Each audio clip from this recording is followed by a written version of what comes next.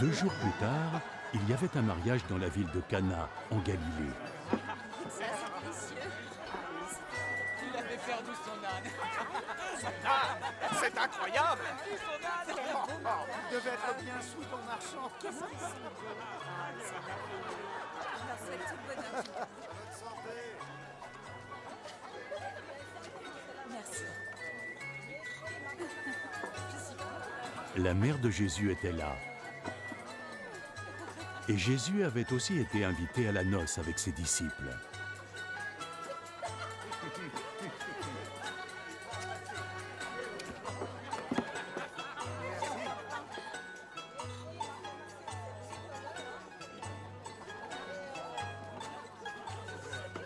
Quand le vin vint à manquer, la mère de Jésus lui dit « Ils n'ont plus de vin.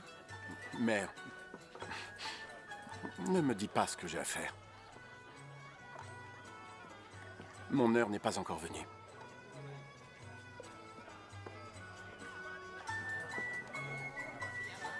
Faites tout ce qu'il vous dira de faire. »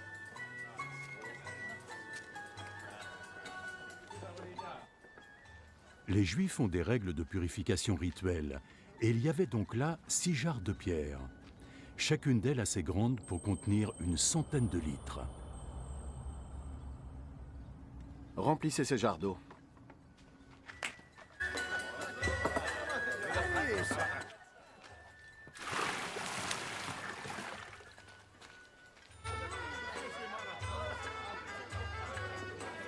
Ils les remplirent jusqu'au bord, Maintenant, prenez de cette eau et portez-en à l'intendant de la fête. et ils emportèrent.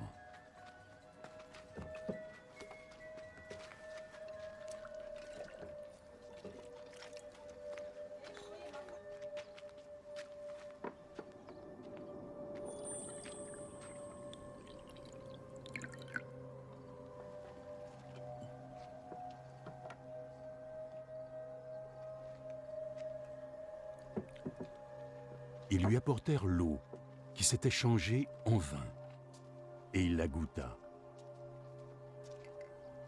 Il ne savait pas d'où pouvait venir ce vin.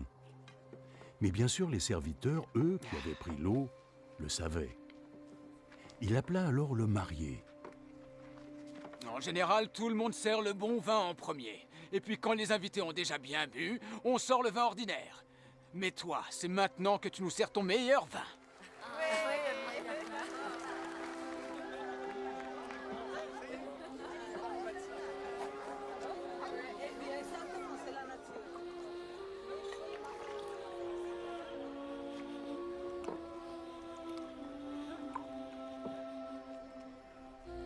Jésus fit son premier miracle à Cana, en Galilée. C'est là qu'il révéla sa gloire, et ses disciples crurent en lui. Après cela, Jésus, accompagné de sa mère, ses frères et ses disciples, allèrent à Capernaum, où ils restèrent quelques jours.